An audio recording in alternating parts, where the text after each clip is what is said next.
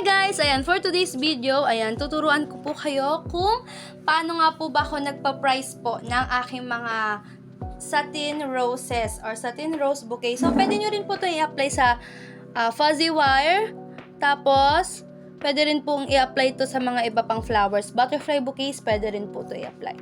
So, una, syempre, kailangan po nating malaman yung price po natin per rose. Halimbawa, isang ganito, magkano po ba ang costing natin dyan?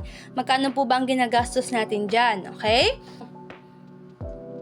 Per roll ng satin ribbon ay 39. Sabihin na natin 39 kasi ganyan yung bili ko po noong nakaraan.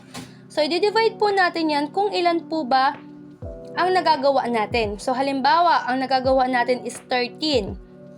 So, ngayon, i-divide natin yung 39 sa 13.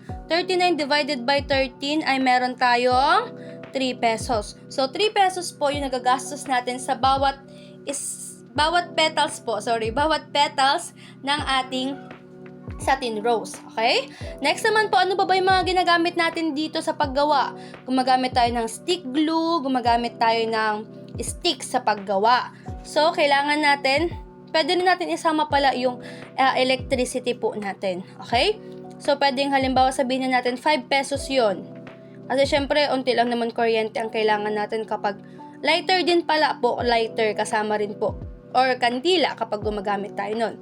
So, sabihin na natin na 3 pesos tayo sa petal, plus po natin, sa halimbawa, sabihin na lang natin 7 pesos. Para maging 10 pesos po yung price natin per rose po. Okay? Pero depende pa rin po yan, kagaya po na sabi ko, depende pa rin po yan. Okay? Pwede pa rin tumaas o bumaba ang price nyo per rose po. So, ibig sabihin, itong 10 pesos na to, yung isang rose mo na ganito, kapag binenta mo siya ng 8 pesos, ng 7 pesos, ibig sabihin, lugi ka na. Okay? Dapat 10 pesos or higher. Kasi, syempre, meron pa tayong labor time. Okay? Next naman po sa wrapping. O, halimbawa, sa single rose, ang nagagamit lang natin is isang pirasong wrapper. Okay? Isang pirasong wrapper. Magkano ba ang two-tone ngayon? Sabihin na natin 60. So, divided by 20, yan po ay papatak ng 3 pesos each. So, halimbawa, ang wrapping mo, meron ka pang ginamit na styro, gumamit ka pa ng ibang decorations like butterflies, pwede mo po itong dagdagan.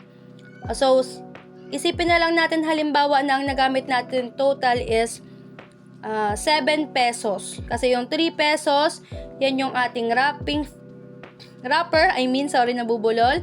Tapos, 4 pesos na lang po yung ating iba pang mga gagamitin. Halimbawa, styro, dyan na lang po, halimbawa natin siya ipasok.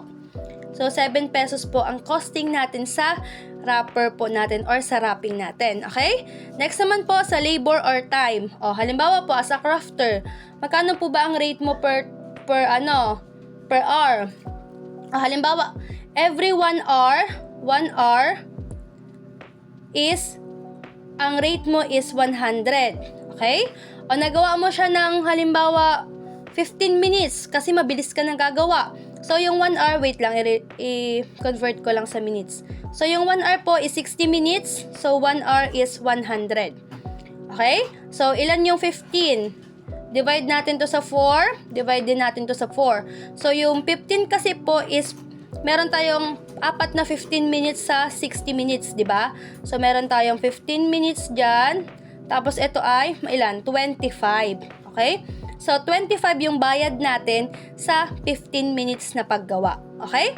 Ngayon, i-total natin para mahanap natin yung kabuuan ng price natin per single satin rose bouquet. Okay?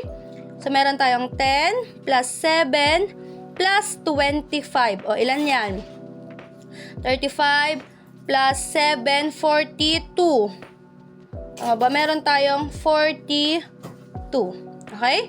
So, ibig sabihin po, ang puhunan mo po, kasama na po yung time mo, ang puhunan at time mo sa paggawa ay nagkakahalaga ng 42 pesos. So, ibig sabihin, 42 pesos po ang price mo sa single satin rose. Okay? So, wag ka magbebenta ng mas mababa pa sa 42 pesos kasi po malulugi ka na. Okay?